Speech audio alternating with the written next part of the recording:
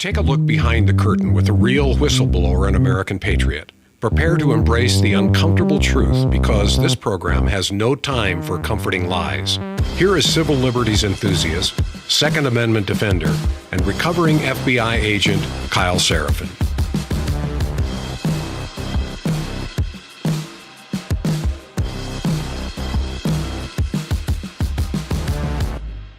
Well, hello, my friends, and welcome to the Kyle Seraphin Show. Today is Monday. It is March the 2nd, and I appreciate you guys coming along for the ride. We're going to have kind of a different show today because I want to do some long-form quotations. I want to show you some video clips from the President of the United States, who essentially declared that we are going to depose the Iranian regime. They were able to kill the Ayatollah over the weekend since we last talked. So I think it's worth hearing the man in his own words make the justification for what's going on. The problem is that he's spent literally years saying the opposite of that and saying that this was not a great idea. And so anybody who wants to disagree with Donald Trump is going to have unlimited fodder of both Donald Trump's words and members of his cabinet saying exactly the opposite of what we're doing right now. So we'll listen to his speeches, the statements he made, including sort of declaring at 2 a.m. in a social media post while wearing an American hat and no tie. He just popped up on the mic and spoke to an empty room and then rolled out. And now here we go. There's also some retrospective that's worth looking at, which is that the last time a president in this sort of scenario where you're likely to lose the House and maybe even the Senate at midterms, the last time that a president was actually able to pick up seats during this sort of experience for midterms was in 2002. And as one of my buddies pointed out, an awful lot of Toby Keith being played right now, like 2002, 2003 war in Iraq type sentiment. So that's a strange place for us to be. There was also a terror attack in Austin, Texas. A little bit on that. I think that may be something that people should be aware of. Not because you necessarily live in Austin, Texas, not because you're out at a bar at 2 a.m., because I'm not, and many of you will not be either. But it does mean that the threat picture in this country is going to pick up, and if you believe that our federal security apparatus is going to keep you safe, the only way they can do that is with utter and complete tyranny. So I don't think they're going to do that either. So we're going to get into all those things. I got a handful of news stories. Like I said, I've got a bunch of sort of evidence why people are going to be attacking Donald Trump's decision. I'll let you guys make up your own mind. There are plenty of reasons to get excited about the capabilities of American force and the ability to project force. And yet, there's plenty of reasons to hold people accountable to their own words. I think that's reasonable too. So we'll do all that in 1 second here.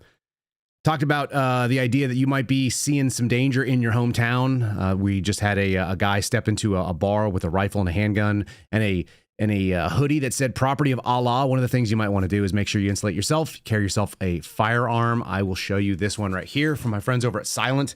This is a bag that you can use. It's a concealed carry sling. It actually blends in pretty well with this black shirt. And you can not only get yourself off grid, which I will show you right here. It sits into this little pouch, disappears in there. It's tight and firm, disappears away. You've got room for wallet. You've got room for extra little things. Oh, what do I have in here? I have a magazine assister, an easy loader, because right behind where you keep the Faraday pouch is this little big loop, and you can keep a handgun in there, which is something you might want to do. This one actually is my wife's. This is her SIG P365. Guys, if you are interested in being able to carry and get off grid on your choice, this is a really nice piece of equipment. We own one now, and I probably will end up with another one in multicam black because that's my jam. We've been using it for hiking.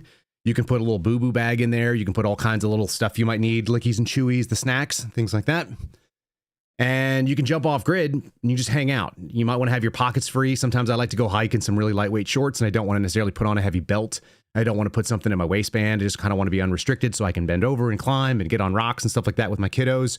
And this is an excellent option. I can actually also carry like a GoPro on there, some batteries, things like that. If you're not carrying on a regular basis, you should consider it. And if you're looking for a way to do kind of more than one thing, a little crossbody sling like this, which can double as a purse for women, it works pretty well for men for all the things you're doing. Yeah, it can also you can use it as kind of a bigger fanny pack or a waist pack. Check out Silent. It's slnt.com/KYLE. Again, SLNT or silent.com. There's no vowels in it. /Kyle. Use my name at checkout. KYLE. Save yourself 15%. I think these things are in like the $130-ish range. It's got a lot of functionality. It's got a lot of capabilities. You can actually even take the Faraday case out and put it on a plate carrier. You can slap it on there. You can peel it off the hook and loop here. So look at them. Look at that website and then go kind of digging around. Find out the things that make sense for your life, whether it be a backpack or a sling bag. But maybe give yourself an opportunity to unplug from the world. There's a lot of bad news out there. But having your phone with you is probably still a good choice, especially if you're going into a place where there's people. You might need to make a call, but you maybe want to just be able to enjoy a church service like I did this Sunday. So check out our Silent Faraday partners. Link in the show description. Let's get into today's program. There's a lot to cover, and we're going to start it right now.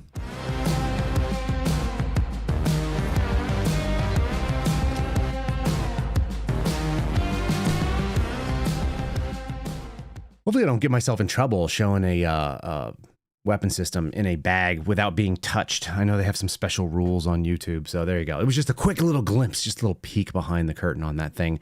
Guys, lot to go and talk about. I guess the first thing I wanted to do is I want to retouch what we talked about last week, and I don't want to leave it without sort of another little quick revisit. So last week, I told you something that I think actually is continuing to bother me. I did a program with Alex Jones' son and a podcast last night called Gray Area. We talked about this sort of terrifying nature of this revelation of this thing called prohibited files. It's my fault. I didn't actually keep track of this. I didn't recognize that there was a thing previously brought up, and I missed it somehow. This was actually brought up in June of last year, and I don't know outside of Margot Cleveland at the Federalist who talked about this concept of prohibited access coding or prohibited access files. But it's maybe the scariest thing that I've found out since I started doing what we're doing here on this podcast, and talking about sort of the behind the scenes of what things mean and, you know, why our federal law enforcement agencies are not really serving our purposes. This article that she wrote says the FBI's ability to disappear evidence calls for transparency. And underneath it, she has this thing that says if the FBI's use of prohibited access coding was happening on a widespread basis, the ramifications are enormous. I don't think it was happening on like a hugely widespread basis, but I do want to read you and answer some of the questions that are involved in this article, which is now, it's 9 months old. She talks about the prohibited access capability, a coding that essentially makes things invisible to the average person, to the average FBI agent and user. It allows for sort of an unaccountable, unauditable, non-FOIA compliant, Fourth Amendment violating, because if there were exculpatory information, it wouldn't pop up. In Sentinel is the record-keeping system that you're seeing the Hoover building, where apparently the FBI has moved out of and is now in the Reagan building, but we'll always kind of remember that building as kind of representative of what the FBI's headquarters looks like, at least for now. It says if Sentinel users do not even know that relevant evidence exists, the DOJ cannot possibly provide exculpatory or impeachment evidence in criminal defendants' cases or fulfill their discovery obligations in civil cases. This stuff that we found out last week has such broad-reaching ramifications, and it's everything from a criminal defendant might have some exculpatory evidence the FBI is not providing them, all the way up into deniable operations on U.S. soil to include things that look like, Jeffrey Epstein and other access agents doing things that are otherwise illicit, immoral, unconstitutional, and yet they're without oversight. She mentions here, again, this is going back to June of last year. From the scant evidence available to date, we know that these concerns are not hypothetical. The documents related to the Trump and Russia collusion investigations were coded prohibited access. That coding prevented agents in the Washington field office from identifying potentially relevant evidence concerning whether Fusion GPS contractor Nellie Orr lied to Congress about her role in Crossfire Hurricane. We know that there was some other additional issues about Biden corruption, Ukraine, what was or was not relevant or visible to members of the FBI who actually used this program, Sentinel. And then she goes on and she asks a couple of questions here. And some of them we actually know the answers to, which she would not have known. You guys are asking in the chat, am I surprised? I'm not surprised that this exists so much as I'm surprised that I didn't know it, and I'm surprised that I didn't know it in June when it was being reported over at the Federalist. So it means I need to open my scope a little bit more broadly. Here's what Margot Cleveland asks. When was the prohibited access function added to Sentinel? Who added that functionality? Who approved that decision? And who was told of that decision? We know some of those answers. In fact, some people have reached out to me and told me that it was built in as functionality from the beginning. So as long as that record-keeping system existed, which is that digital option, that's how long it's been around.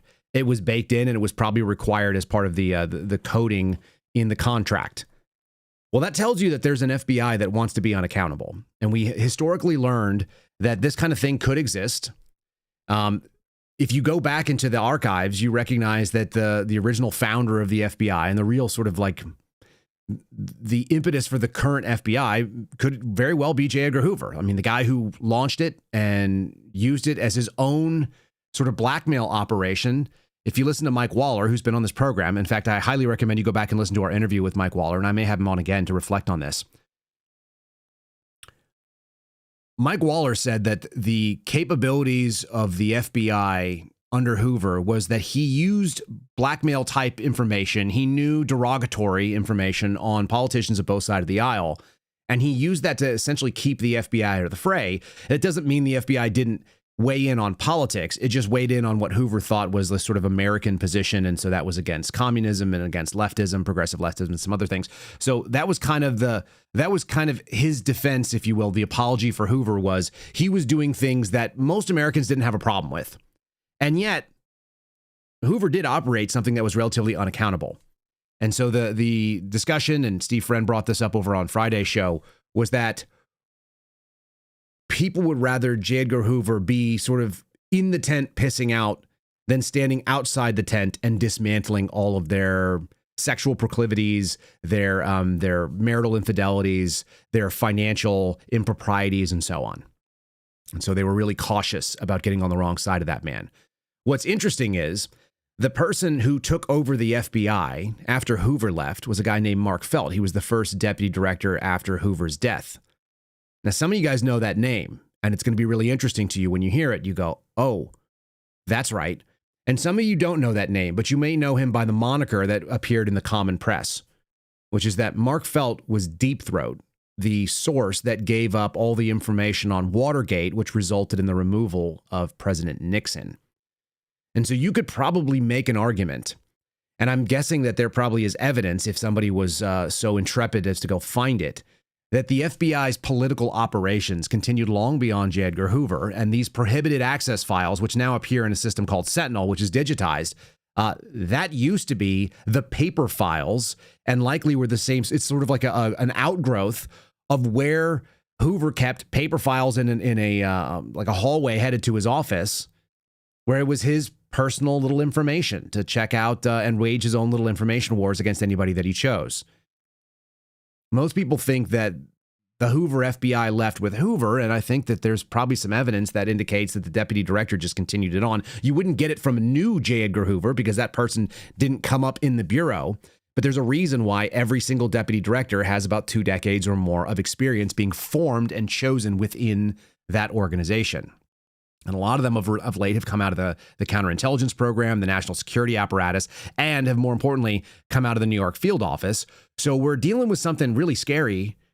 And this is the failure of the Kash Patel FBI, the Kash Patel attempt to reform it, and having someone like Dan Bongino step in there that didn't know the organization, didn't even know that these things existed. And I didn't know they existed. And I got friends that spent 15, 18 years in the Bureau and didn't know they existed. In fact, I'd say it was a pretty small cadre of people. Most people who even thought they did exist, these prohibited access files, they didn't know that they were real. They just heard of them. They were like a legendary thing. I think a lot of folks have pointed at Chris Wray over the last couple of years and acted like he was a bad guy. And I think that I've tried to put a nuanced point on that on this podcast, because we've been calling out FBI directors for as long as I've been doing this program. And I don't think Chris Wray was a bad guy. I think he was exactly what the FBI likes. It was a go along to get along, a person who didn't have to know all the details. He was happy to live like a billionaire. He defended the Bureau when he needed to. He asked for budget. He was not emotional. He was professional. He wore a suit. and he showed up to Congress without information that he didn't need to know about, because why would he need to know? Don't read him in. He has plausible deniability. And he always looked like a yes man from those of us that were watching. He looked like a Lifetime movie coach, you know, the kind of guy that that gives you these like mediocre speeches about football when the kid is trying to figure out what's going on in his home life because mom and dad are breaking up. It doesn't make him a good guy. It doesn't make him a good person. It doesn't make him a hero or a villain. It just means that he's like a classic government bureaucrat, and that the real villains were working behind the scenes and they've always had access. And so Patel unwittingly has given us the best evidence that we should actually destroy this organization and reform it under something else that has none of the intelligence capabilities and cannot have hidden files, can't have unaccountable, unauditable, non-oversight, responsive operations that run on the American taxpayers' dime. And I think this thing may be the scariest piece, because for me, the domestic is always more important.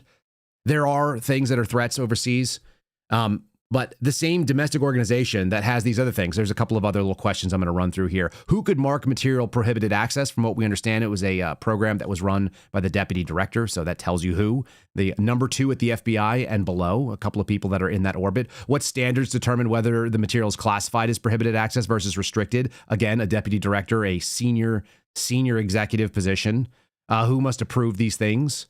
Who can see the existence of the files that are designated? We found out it's an access roster, so very, very small. In other words, a circle of small group of people that don't want to share this information. How long are the materials maintained?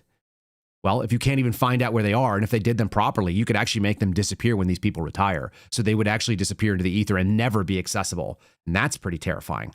What happens if the individuals with prohibited access leave the Bureau? Likely, if they didn't actually open it up under the role as their job code and did it under their name, then they're gone and they're no longer accessible. And can anyone else see the existence? The answer we know is no. Are prohibited access materials ever deleted? It turns out it may be a functionality issue where they may not be deleted, but if you can never access them again, it's like having a Bitcoin in a wallet and then no longer having your access code to unlock it. They're gone forever. Can't be hacked, and it's functionally no longer available to anybody, even if it still exists. Can Sentinel be audited? And the answer we've seen is yes, but only through brute force. You have to lay out every single case file in order and find the ones that don't show up, and then find out who the hell is on those numbers that you don't know. And so all of those are really dangerous. And then, document recovery. So a lot of these questions, and there's dozens of questions that Margot Cleveland asked in this piece, which goes back to, again, to June of last year. And I think that it is a really, really good example of what happens when you have unaccountable government doing secret programs, which I think is the reason why we had a church commission. And people just assume that since it was no longer the CIA doing this, we now would have a better group that would take care of it, and that we could trust the FBI because they had told everybody that they were trustworthy. And there's really no evidence that's the case. To be able to apply AI to these classified systems and try to bring this out, it's very difficult, and I'm not even sure that there's a legal way to do it, to introduce this thing in without a lot of risk. So now we have evidence that there's an unaccountable group doing operations that nobody can stop, nobody can audit, nobody can find out what they are. And we put people in that said they were going to fix the problem, and all they've shown us is that maybe the problem is actually unfixable. I think that's really scary. I think it's worth us considering whether or not, in light of that evidence, which again, it was available last year, I just didn't see it, and the way that they're talking about it, whether we should really have that honest conversation on whether or not we can do this thing as we've been doing it. And that's going to actually segue nicely into the discussion about what happened in Austin. Kash Patel over the weekend put out a post in the wake of us going to drop bombs on Iran and said, okay, guys, here's the deal. Our JTTF is going to be operating 24/7 to keep the American people safe. And there are now several people in the United States, in Austin, Texas, who have family members, and they are missing those family members forever because the FBI cannot keep you safe. It's the reason why I recommended the concealed carry option. No government is going to be able to keep you safe without utter and abject tyranny. This goes back to the comments that we made about COVID. It goes out to the discussion of dangerous freedom, and that liberty is something that requires a lot of personal responsibility. If you want to cede your personal safety and the responsibility for that safety to a government, then you are actually accepting a blank check of tyranny. In the same way that the Chinese government was trying to do what they called zero COVID, right? There was going to be no transmission. In order to do zero COVID, their solution was, well, we just have to eliminate the people who have COVID and anybody who could also get it from those people. So why don't we weld people into their homes? Why don't we lock people down and drag off anybody who shows symptoms? It's kind of the Skynet solution, guys. This is the way that AI might see the problem. It's like, well, human beings seem like there are, there's a lot of threats to people and to our systems and to our government. How could we save everybody? Oh, we could just kill all the people that are threats. That would be all the people. So if you're not a big fan of the way that the Terminator movies turned out and the fact that we had sort of this tyrannical idea that if you were to take it to its logical conclusion, the threat is freedom. The threat is liberty. The threat is free will and the concepts that America is sort of based on. You'd have to lock everybody down. Our JTTFs, by the way, were not operating on 24/7 basis. They were not operating through the night and through the day. I know that because I have friends who were on the JTTFs and nobody told them that they were operating 24/7. This is just bullshit messaging. So that's where we're going to get. And let's go ahead and cover that story real quick. This is the photo of the alleged shooter that took that came into a bar in Austin, Texas. And it's really disquieting. First of all, he's wearing a hoodie, if you can't see it. He's a black man, apparently 53 years old, born in Senegal, naturalized citizen. And I went and I pulled a couple of different articles that were talking about who this guy is and what's going on. Let's see if we can pull up this one from first CBS. Let's go CBS first. I'll show you some footage too of how people responded to it. It turns out if you're out at 2 a.m. and you're drinking, the odds that you're going to make a really good sort of enemy contact situation work better for you, not very high. You're probably going to act logically. You're going to act like a lazy drunk person. And I don't think anybody actually took this as seriously as it was. Meanwhile, there were literally shots going off in the bar right next door. So I've got some footage that there's also footage that was leaked from inside the bar where people were doing CPR and people bleeding to death. I don't want to show you that because I don't think there's any value other than it's disquieting to watch. All right, so here you go. This is CBS News. A gunman who wore Property of Allah hoodie during attack had photos of the Iranian leaders at home, sources say. New photo emerged of this gunman who police say killed 2 people, wounded 14. We got all kinds of different reports, by the way, numbers. They went from as low as 2, which we're seeing right now as of this last night, to as many as 4 people. So I don't know how many people were killed, but more than 1, less than 5 is what they're claiming. 14 people injured or seriously wounded. So we kept that a number of times. The gunman who was shot and killed by police was wearing a sweatshirt, said Property of Allah during the attack. 2 sources familiar with the investigation say the description matches a photo that that Fox News got with this individual carrying a long gun. I'll show you. You can't see it here. There's actually a better photo. It shows there's a rifle in his right hand in this photograph a little bit further down. There were indicators on the suspect and in his vehicle that suggested there was a potential nexus to terrorism, said the special agent in charge, acting special agent in charge. I guess that's probably the Houston. That's San Antonio's field office if they're talking about Austin. The officials from the FBI executed a search warrant at the gunman's home, found an Iranian flag, pictures of Iranian leaders, said a source with direct knowledge. They said there was a Quran found in his vehicle. The vehicle also matches the same vehicle found on Google Earth in front of the residence that he lives in. They said he's a 53-year-old. Here's a problem for you that are bacon cheeseburger nationalists. How many of you grew up with a Nadiga? You know how many Nadigas I knew growing up? Take a coffee break to think of all the Nadigas that we knew when we were children. Oh, there were none? Nobody knew a single Nadiga? What about a Diagne? That was his last name. Nadiga Diagne. Perfect. Naturalized citizen, born in Senegal. They think he acted alone. Again, you can't stop these sort of things. This is the whole point that I'd like to make when we start talking about the FBI protecting you. They're busy doing deniable operations, and at the same time, they can't do the thing that they claim they could do. So we got to ask the question, like, what are we paying $11 billion for? Are we going to be able to stop this stuff? No. Can you investigate and find them after the fact? Yes. Do you guys want to know the most disquieting thing about this whole story for me? Is that this happened on 6th Street in Austin. And this guy started shooting And there was a law enforcement response, not of federal law enforcement, not of FBI agents, but of police officers, because there are always lots of police officers on any given Friday, Saturday night in the Austin, Texas area. They're up and down, kind of like imagine New Orleans during Mardi Gras with a little bit less people, but every single weekend. Police officers responded with 57 seconds warning. There were shots fired, and 57 seconds later, Austin PD engaged this guy and killed him. And he still put 18 people down, injured or killed, and maybe more. The totals will come out later. The response was under 1 minute. Now, if there was an armed person in the bar that was coherent and, carrying illegally in that bar, illegally under state law in Texas, maybe that's half the time. Maybe you cut the number of people that are hurt or killed in half. But there's no protection against something like this. You can't stop it. What you could do is you could not have people that are from Senegal in our country. You think this guy's a bacon cheeseburger nationalist type with pictures of the Iranian leader at his home? So we're going to probably see more stuff like this.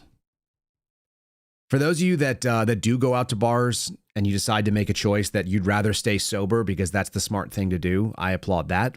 For those of you that don't think that concealed carry signs hold weight, you'd rather deal with being able to put someone like this down and protect your family instead of compliance with some paper state law, I applaud that as well.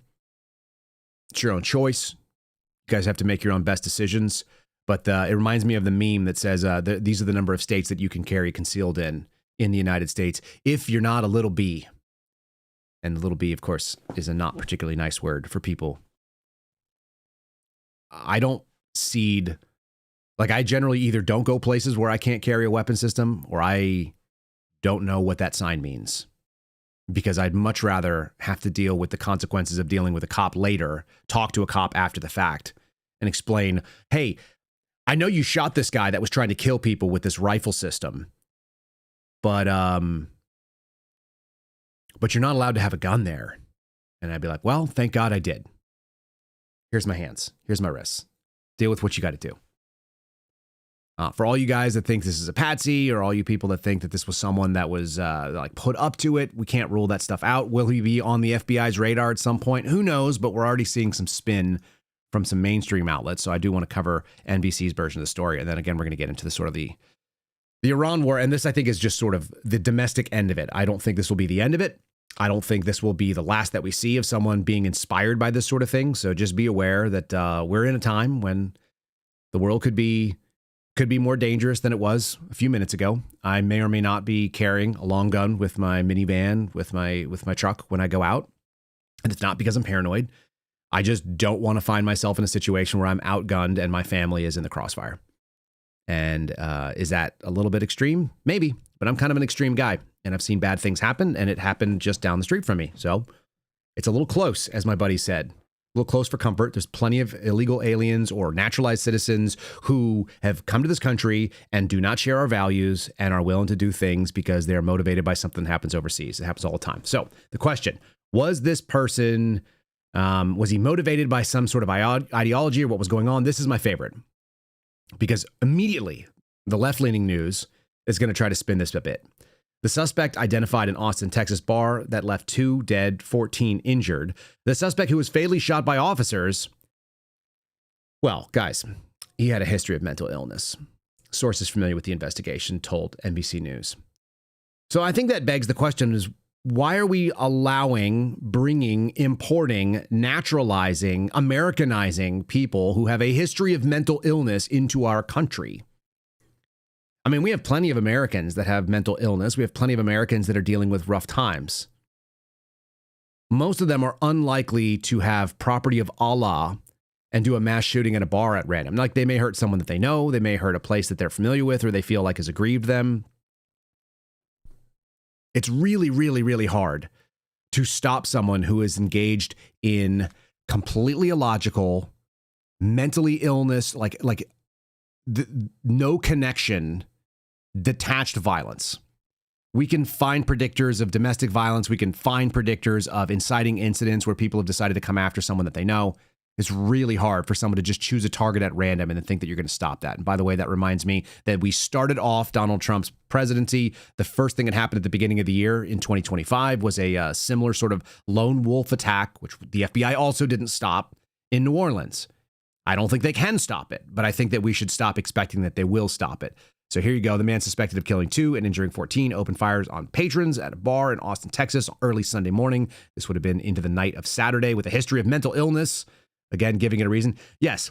Nadiaga Dagani, 53, was a Senegalese national and then naturalized U.S. citizen living in Pflugerville. I used to live there in the early 2000s, according to 4 law enforcement officials. Of course, he lived in Pflugerville. That's just a suburb of Austin, guys. It's a suburb where a lot of people are tech workers. They work for, AMG or AMD, whatever the chip maker is. They work for Dell. It's just a regular suburban American Texas neighborhood with a funny name. At the time of the shooting, he was wearing a sweatshirt. They're going to call that out. Underneath the shirt was an Iranian flag themed shirt. So he had property of Allah and an Iranian shirt. He was shot and killed by officers shortly after the rampage began. Again, 57 seconds is the reported response time. That's very, very fast.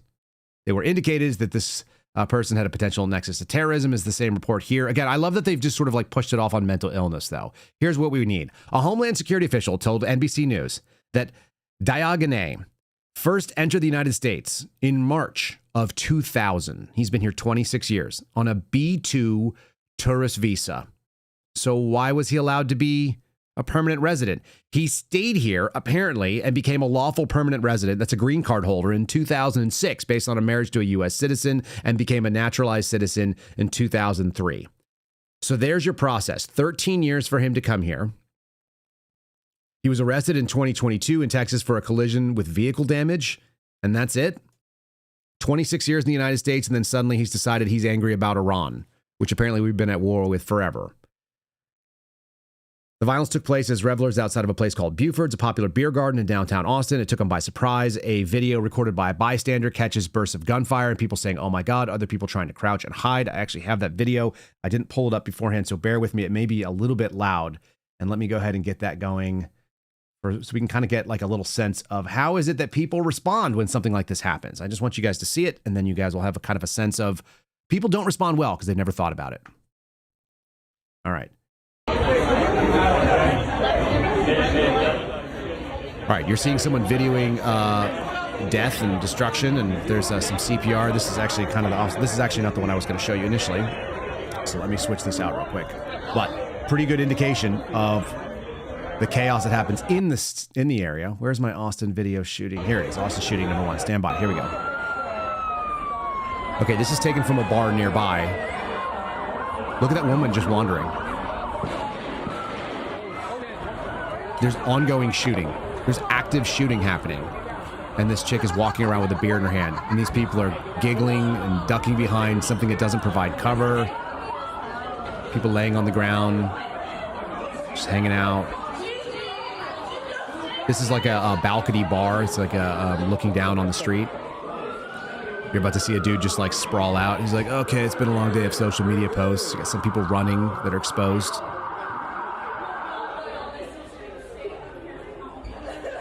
You got law enforcement vehicles. We also found out that one of those, you guys hear the guns still shooting? I'm going to turn down the audio here. You're going to see a dude just lay down. He just chills out on the floor. The crazy part here is that also we had all the things that could possibly go wrong. First of all, you had law enforcement respond as fast as humanly possible. In under a minute, that's crazy fast. So that's super impressive. You have idiots like this closing glass doors. You guys know anything about glass doors, you know they're not going to stop rounds. And then on top of that, they had one of those automatic robot-style cabs, the Waymos or whatever they are. It just got lost in the middle of the street and was blocking emergency responses. So you had Austin, the Travis County Medical EMS teams, the paramedics and EMTs, couldn't actually get through the street because this damn robot car was doing back and forths. Anyway, I just wanted to show you, like, when things go wrong, if you've never thought about, hey, what are my exits and what's it look like? What's my situational awareness level? Or are you just completely tuned out? Are you living in the white where the world is safe, and if something happens bad, then you're just going to be a victim of whatever circumstances? And I think a lot of people are in that. And you're going to get people answering, well, the best thing we can do is take guns. And I'm already seeing some of those calls, including current candidates in the state of Texas who are running for office like Senate. James Tallarico, I think, is one of the most dangerous. So I'm going to show you a video from him, and then we'll get into the Iran thing. Before we do all of that stuff, let's talk about my buddies over at Patriot Protect. Guys, the website is patriot-protect.com/KYLE. There's always the external threat and the possibility of somebody trying to kill you at a bar, I suppose. But the internal threat that we all deal with is that all of our data is out there. So our names, our phone numbers, our email addresses, the place you work, your family members. If somebody wanted to target you and try to take the money that you had, if they wanted to go out there and steal your title or anything else, the best way to do it is for them to have access to who the heck you are. And every company is using AI right now. So from TurboTax to Google and Amazon and Microsoft and Meta, Apple, banks, insurance companies, hospitals, credit bureaus, you name it. If you're doing business with somebody, the odds are they're exploiting your data with AI. And if you guys think that that is not hackable, you are very wrong. It means the people that are not bacon cheeseburger nationalists living abroad, and even some scumbags that live here, they could be involved in trying to look you up, steal your identity, impersonate you, scam you. They can use AI to spoof your voice to family members. They can take all your public information and use it against you. So the best thing you can do is have it scrubbed off the web. Recommend using this service, Patriot Protect. That's the ones that we've been using. My wife and I just renewed in the last 30 days. I think mine and then hers a little bit afterwards. It's patriot-protect.com/KYLE. You'll save 15% on annual subscriptions to their programs. They're as cheap as under $100 a year, which is not a ton of money to be able to keep yourself out of the pile. The average American suffers about $600 of loss from fraud and scam per year on average, but it's usually not one time each year. It's generally speaking one big bulk amount, and it might be every 10 or 15 years. So if you guys want to eliminate your risk, try to take yourself out of the pile there where these people are targeting, do so by checking out the folks over at Patriot Protect, and there's a link in today's show description. All right. Let's do the response from politicians, because it's always this kind of piece, and then we'll get into the war effort. And again, I'm going to play you long form. You may not listen anywhere else, and many of you may not have the instinct to go out and seek out what Donald Trump actually said, but I think we should listen to it. So let's see if I can find this little clip here of that goob Tallarico. I downloaded it, so I may have to just pull it up real quick here. Stand by, y'all.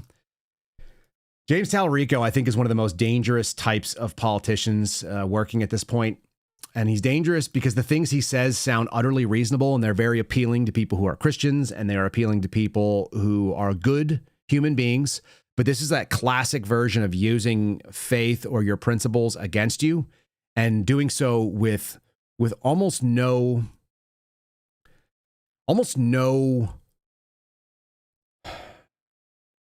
instinct to be really honest about it. You can tell that this is really disingenuous. I can tell. I want you to kind of listen to this, and you can see the kind of the wolf in sheep's clothing sort of attitude that this guy has. And here he is talking about thoughts and prayers. This is always the talking point. And then they always want to go to gun violence, or, gun confiscations. I frankly am tired of the thoughts and prayers rhetoric from our leaders here in Texas and in our nation's capital. I believe in the power of prayer. I believe prayer changes lives. I believe prayer changes the world. But there is something profoundly cynical about asking God to solve a problem that we're not willing to solve ourselves. God moves and works through us. God has no other hands but our hands. We prayed, and God sent moms from both political parties to advocate in the halls of power for gun safety. We prayed, and God sent lawmakers with common sense gun safety proposals like universal background checks, red flag laws, closing the gun show loophole. As you know, Rev, Scripture reminds us that faith without works is dead. And so the time for thoughts and prayers is over. It's time for us to act. Well, there's nothing faster than the action of somebody picking up a weapon system as a law enforcement officer and responding in under a minute. I suppose if somebody was standing there and packing at the time, they could have had a few second response time. But this is what happens if you want to have evil human beings in the world, and there are plenty of them. And this is what happens if you leave people without some way to defend themselves, and some a-hole figures out, oh, where will I find people who are not armed? This is a gun-free zone.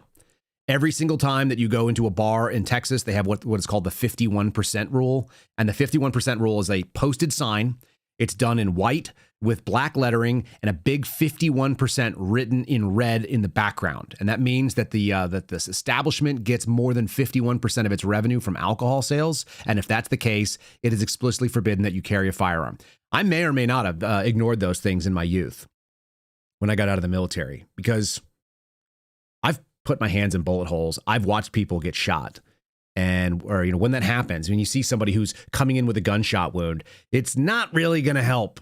Turns out you saw those medics on the ground doing the best they can. When someone gets smoked in a place that you can't respond, especially if they take a rifle round in the chest, all your work. I've done 40 minutes worth of work on a guy shot in the chest, and it doesn't matter. You can even have signs of life. And when you get to the hospital, you find out that their heart was split in two. So put your signs up. But that was a gun-free zone, as is so often the case for these sort of mass shooting type things. Where would you go if you wanted to find people who were unarmed and not aware? I would go to a bar, I guess, if that's what I was going to look for. And those signs tell you exactly where they are. It's the same thing as going to a school or a university or some sort of academic place where they're not going to have, you know, people armed. What a bummer. What a bummer to know that you voluntarily made yourself an easier victim, and then these guys go after it. And for some guy to go out there and talk about the moms demanding action, they're living in a fantasy world where you somehow are going to stop human evil. And I think that that's a very disingenuous move. But again, he's using the words of Christianity. He's using the values that people might have. It sounds really good and emotional, right up into the point where it doesn't actually meet muster. It's the same as our FBI director telling us that our FBI is out there working 24/7 to stop terrorism.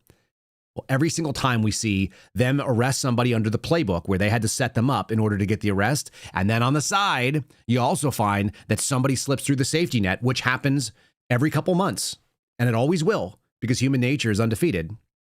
There you go. Laws don't stop bad guys. Thoughts and prayers don't either. Turns out, in this case, being prepared, probably not being there in the first place and being able to do something about it is a big deal. All right. So let's get to the wildest story. The wildest story is that Donald Trump announced that we were going to war after saying that we wasn't going to go to war. And he's essentially said that we can expect this war to last for a little while, maybe 4 weeks to flatten Tehran. And a lot of us are seeing that certain statements have a real eerie parallel when people start giving us estimations on how long they might take. And we remember a time when Donald Trump said other things that were really a bad idea, like we should shut down this country for a little bit just to get this stuff under wraps. Again, I always will see the tyrannical implications of what our government did in 2020 and 2021 on everything else that you make a promise of, because I know for a fact that we were lied to. Everyone who lived through it knows. If you experience the COVID tyranny, then you know that our government and the people that are even feeding the top politicians are giving them bad information. Sounds something like this when that happened. This is the first time this has ever happened. And we're working out a tremendous financial package for them so they don't work. Whoever heard of this? Usually you work out a financial package to get people working. We're asking people not to work. Social distancing, a new term that's become probably the hottest term there is. So, no, I'm very honored by the way the American people are taking this. I mean, it's so serious. All right. So we're taking it so serious, and we're going to deal with this new war that has been kicked off. I'll play you the Donald Trump stuff in just a moment. Here's the deal. Apparently, the authorization falls underneath the 50 U.S.C. Chapter 33, which is the War Powers Resolution of 1973. This is the AI grab on it. I wanted to go to the actual document so we can understand under what circumstances the president has the ability to do these things. And I think there's a real argument that is not appropriate. Policy, this is going to be the purpose and the policy. So congressional declaration, they lay out like why they're doing it. They say that this is the necessary and proper clause. And then they say, what are the president's executive powers as commander in chief? Here's the limitations underneath the statute. And I'm only saying this because the argument is, well, the president has always been able to use the War Powers Resolution Act, War Powers Act of 1973. Yeah, but not really. And so the argument gets water and, more and more watered down and wider and more loose. And I think that's problematic. Here's what it says in Section C. This is, this is 50 U.S.C. 1541, Purpose and Policy, Section C.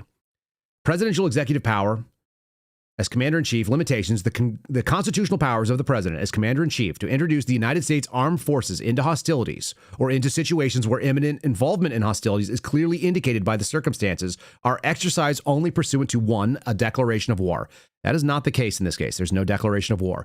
2, specific statutory authorizations. I guess there's more to that. Or 3, a national emergency created by attack on the United States and its territories or possessions or its armed forces. This was the wiggle room they used in the Iraq War. This was the wiggle room they used in Afghanistan, is that we were imminently involved in a national emergency. But if you guys listen to our story and the interview I did 2 weeks ago or a week and a half ago with George Hill and gunboat diplomacy, there is no real, there's no argument that Iran represented an imminent threat other than the fact that we'd already introduced troops into a place where they could strike. And so the smartest mind, the smartest money is that this is about China and the Chinese economic situation, which is that we've eliminated a piece in our hemisphere and we're working on, cutting down their oil capabilities. By the way, oil already spiking. So that's kind of interesting. I think I've actually got a story on that here. Let me pull this up here just so you guys understand what the implications are going to be on the home front. A lot of what Donald Trump campaigned on was affordability, also no new wars, which I'll play in a second. But NBC reporting higher gas prices likely coming at the pump after oil prices jumped. They've gone from like $65 $65 a barrel. Let me see if I got the graph here. There it is.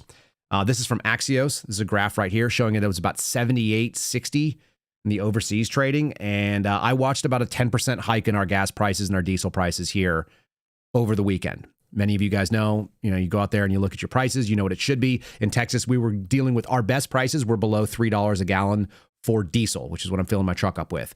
And when I went and filled up, it was $3.30. So straight up 10% hike right there, and essentially over the weekend. And there are places that were as high as $3.75. I had to find the best deal in town because that's kind of my neurotic thing. But at the best case scenario, it was a 10% hike from the best case when I was buying over the last couple months. And that's a lot. That's a lot for most people. We could easily see this go a lot higher, especially if we start seeing disruption. And that's what war does in the areas that are producing oil. Wanted to go to Axios real quick, too, and show you guys what Donald Trump likely saw this morning, because we're told that he reads Axios first thing in the morning. So here's the Axios front page. And the first piece is about Donald Trump. This is actually kind of a cool graphic. Shows him with the shadow of a rifle round. So here's Donald Trump, and then a rifle round is what's projected in the shadow on the wall behind him. And it says, Trump's lethal presidency. Your multiple headlines here. These are all like the 1-minute reads. As the Iranian conflict escalates, 4 service members now have been confirmed killed. I've got the press release coming from CENTCOM as well. I'm kind of monitoring that. But we've lost 4 Americans in some capacity. We've also lost several fighter jets because apparently we had a friendly fire incident in Kuwait where our missile systems targeted our F-15s and knocked down 3 of them. The pilots had to evacuate or had to eject out. So that's terrible. Your story number 3 is Iran attack on Saudi refinery pushes up oil prices. So they're going to go after proxies. It's not going to just be going after American war targets. The Iranians will strike out at everything. GOP is worried about a Senate primary. John Cornyn is dealing with a primary challenge, and Ken Paxton. And then you have 2 Democrats that are playing out. Jasmine Crockett wants to be a senator in Texas, and that James Tallarico I played you earlier. So you could see that ends up being kind of a national story. And then lastly, Iran strikes. They have injected chaos into various Democrat primaries because they're going to have to talk about war and their positions on it and so on and so forth. There's another really interesting little piece in here that I thought was worth covering. It's right here. I had to go find this morning. The 2002 mentality. I told you that I've been hearing Toby Keith. You guys remember if we saw the Kash Patel story where he was hanging out with the U.S. guys, the hockey team in Italy, and they're playing a Toby Keith song. And then the country music sensation Girlfriend, also a Toby Keith song that she did. Same exact Toby Keith song. Talking about brought to you courtesy of the red, white, and blue. That was a early GWAT kind of mentality where Americans were really excited about going to war. They were excited about getting revenge on people that took down buildings in New York City. They were, kind of bought into the entirety of let's go out there and get the evil people that did bad things to this nation. You can't show up and do something to us. We're going to break a boot off in your ass kind of thing. A lot of young men my age at the time, I was 19 when the towers went down. A lot of us looked around and were like, how do I get into this? I had friends that quit college and went to war. Some of you did as well. There's an interesting little phenomenon. And this is done by presidency.ucsb.edu. I'll put this in the YouTube and the Rumble comments. You guys will be able to find this as a reference. It goes back to 1934, and it talks about what sort of seats were gained or lost in the House and Senate at the midterms.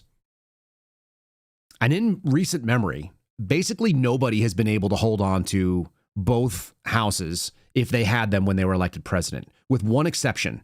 And that one exception is right here. The only person that actually gained ground in that time frame, I'll put it on the screen, is George W. Bush in 2002. This was directly after, so September 11th, 2001. You got about a year, and that campaign season stepped up. And in 2002, George W. Bush, Republican, managed to pick up 8 seats in the House and 2 more in the Senate, despite already having control. The GOP already had the House and the Senate at that time.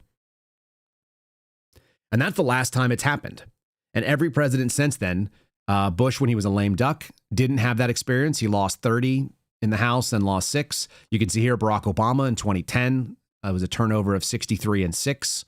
In Barack Obama's second term, 13-9, again, lost ground.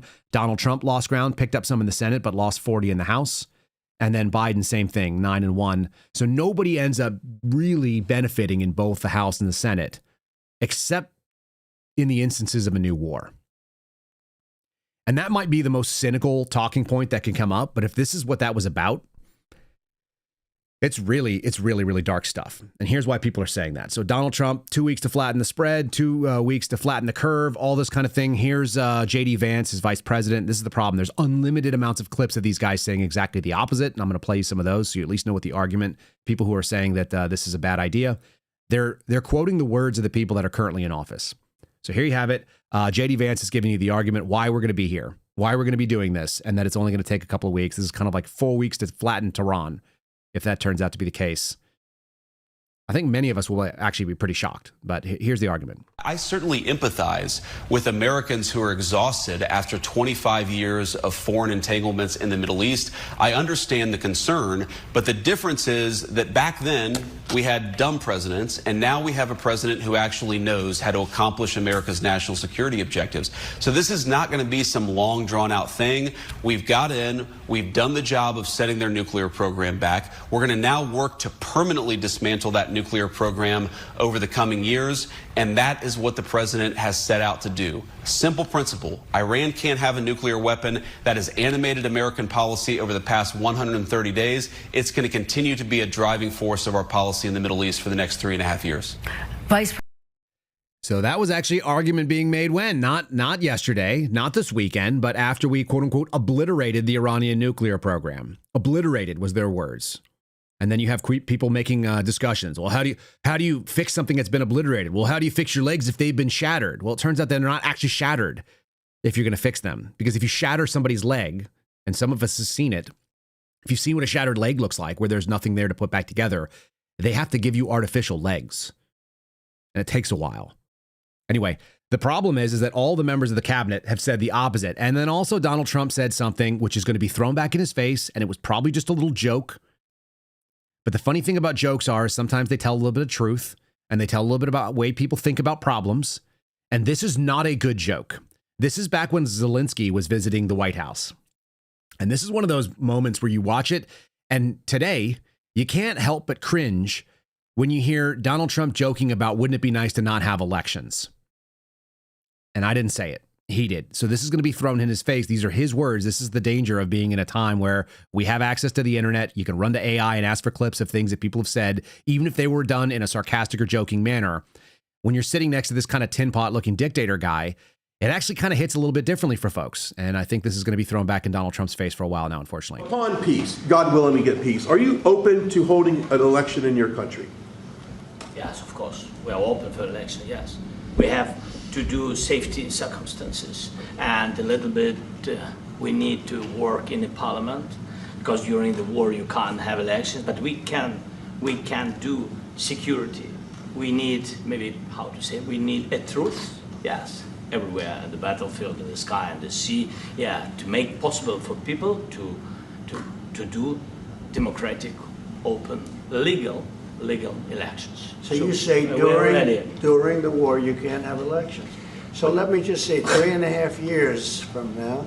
So you mean if we happen to be in a war with somebody, no more elections? Oh, that's good. I wonder what the fake You like this idea? Yeah. No, this is No. Speaking of news, I got a question. Yeah, that's not a great joke to be making, right? Especially when here you are saying that a year ago, and now here we are sitting, and I've kept it. There's the 20 core promises in the top 10. Prevent World War III, restore peace in Europe and in the Middle East. Do the thing you said.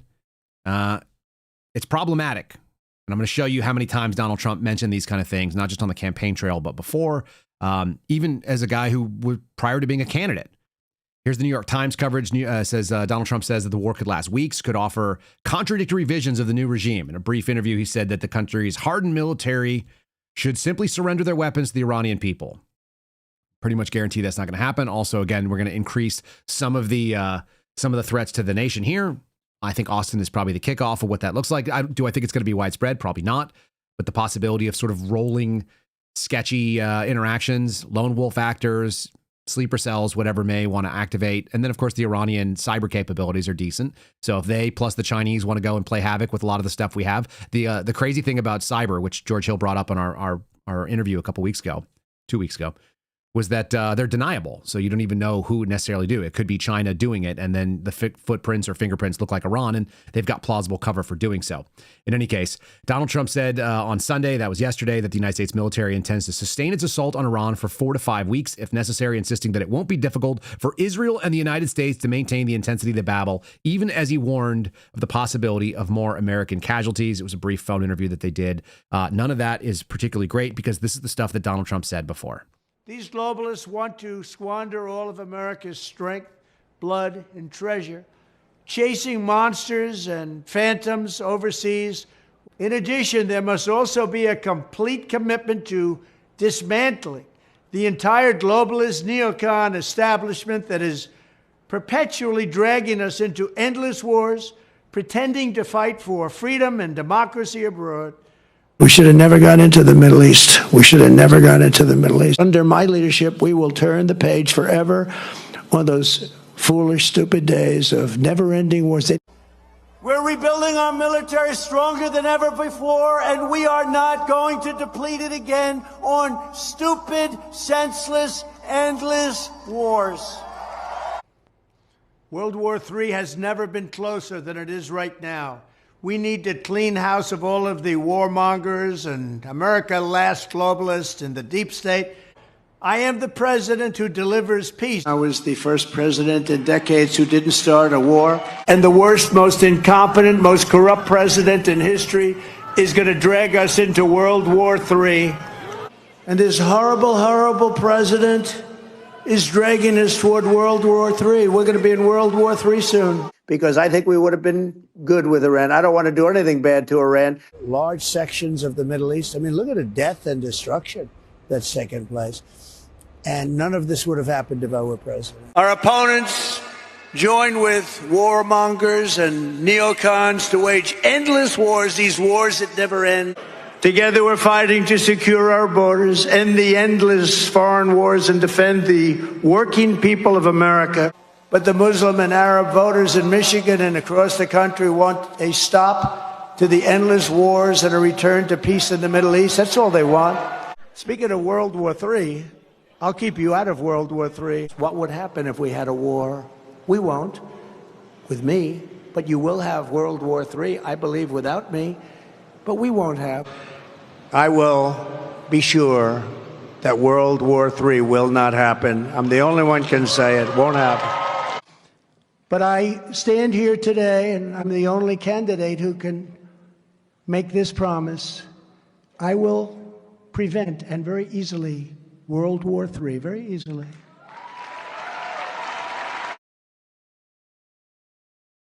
So there you have it. It's not just going to be threats to people who are directly in that theater. We already had a consulate in Pakistan. There was an attempted overrun. Sounds like 23, 22 people were shot and killed trying to take over. The Marine Guard did what they're supposed to do, so good on them. Way to go, Marines. But also, It just lets you know that every U.S., embassy, every U.S. consulate is a potential attack point overseas. So all of them have to beef up and deal with now being under threat. And of course, the American people, who knows who the hell we let in. So that is not Donald Trump's fault. But the problem is that you may trigger a lot of these people. We've had this conversation. We had Sarah Adams on here before. We did an entire discussion about law enforcement response to terrorism events, and that most law enforcement agencies are woefully underprepared because they just don't have the budget. They don't have the time or the training. They haven't ever war gamed it out.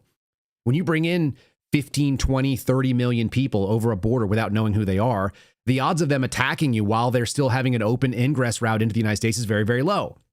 So Donald Trump's sort of priority number one, shut down the border.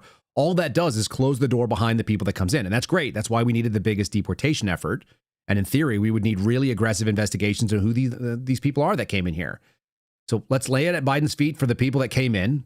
Let's be aware of it. But the problem is if you're going to go out and kick off a war, which could be an inciting event for all these people that are like, okay, that's the dead man trigger. Now we go to work. Some of them are going to be radicalized by American freedom and they won't do anything.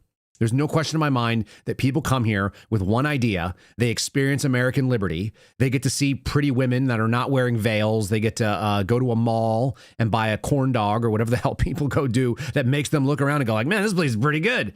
It's way better than what I thought it was going to be. I'm not mad at these people. In fact, I kind of want to be one of them. That definitely happens, which is why we deal with a far less number. But there are some people that come here and they turn exactly the opposite way and they get more and more incensed and grossed out and angered.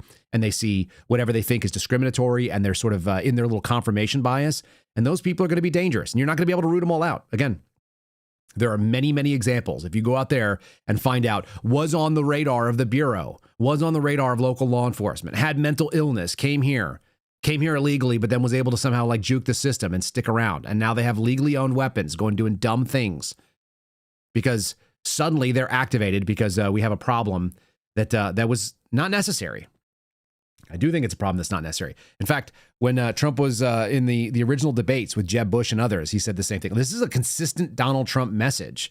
And so he's going to have this thrown in his face over and over and over again. I just want you to see what it is, and then I'll show you what he said. And it's long. His first address was something like 6 or 8 minutes. The other one's about the same. We're going to play all of it because I think it's relevant. But first, I'm giving you kind of the setup. And you're also going to see lefties that are going to be taking stuff from members of today's cabinet. Remember, Donald Trump grabbed a bunch of Democrats, recruited them in, the Tulsi Gabbards, the RFKs, and they all spoke about this in a big way. But so did Trump himself. The war in Iraq, we spent $2 trillion, thousands of lives. We don't even have it. Iran is taking over Iraq with the second largest oil reserves in the world. Obviously, it was a mistake. So George Bush made a mistake. We can make mistakes, but that one was a beauty. We should have never been in Iraq. We have destabilized the Middle East. But so you still think he should be impeached? I think it's my turn, isn't it? You do whatever you want. You call it whatever you want. I want to tell you, they lied. Okay. They said there were weapons of mass destruction. There were none, and they knew there were none. There were no weapons of mass destruction. Okay, all right. Also, just look at the energy. And it's not by any fault of his own. That's just what time and age does to anybody. But look at the energy. Look at the clarity of thought. Look at the preciseness of his speech when he's doing those debates back then. I mean, he was fired up. And he's a different man today, whether you guys like it or not. It's pretty obvious to those watching on the outside. If you're being honest about it, Donald Trump is not as sharp, as aggressive, as principled as he sounded like when he was running for office the first time around. And that's not being mean about it. And again, I think he was still a 90s Democrat then. So, one way or another, kudos for that. But 10 years is a long time. And 10 years is a long time when you're in your 70s.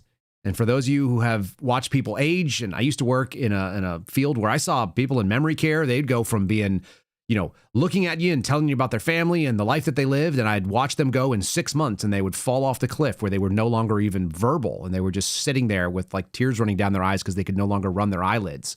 And it's atrocious to watch when, it's just the hardest thing in the world to watch somebody age in a way that's really fast. But just saying, that was a big change. All right. If you guys are watching this program, if you haven't hit the like over on Rumble, please do that. Like us on YouTube. We had a really good performance on the YouTube video over the weekend. So I appreciate you guys doing that. Subscribe to the channel if you haven't. If you're on Rumble and you're watching and you're like, hey, how come your audio is screwy? How come things keep stalling? How come I have all these problems? And then how come you keep watching over on Rumble? I don't know why you guys keep doing it. I appreciate that Rumble gave us an opportunity when YouTube didn't. But when it comes to infrastructure and the capabilities, YouTube's letting us run a channel and we're able to say whatever we want and nobody has stopped us. So if you guys want to at least have a backup channel, you should do so over on YouTube. And I just realized the best feature that YouTube has of all of them, because the reason people come to our Rumble channel is the chat.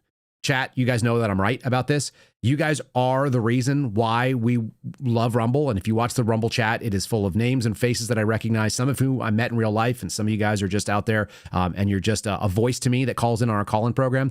But I very much appreciate all of you doing that. The neatest thing for me about the YouTube replay is after we're done on YouTube, it saves the chat. And so if you want to go back and watch the show and see what the conversation was like, I think that's really, really neat. For me, like watching the sub discussion that goes on the replay on YouTube as I go back and look into your comments, because somebody will timestamp something and I'll look and I'll see what were people talking about and what hit and what their thoughts were. It's really neat. So the chat is preserved over on YouTube. If you guys are interested, if you want to be able to have your chat log kept in one place, it's a cool feature to be able to see that after the fact. I think it's really neat to be able to see what was the concurrent discussion.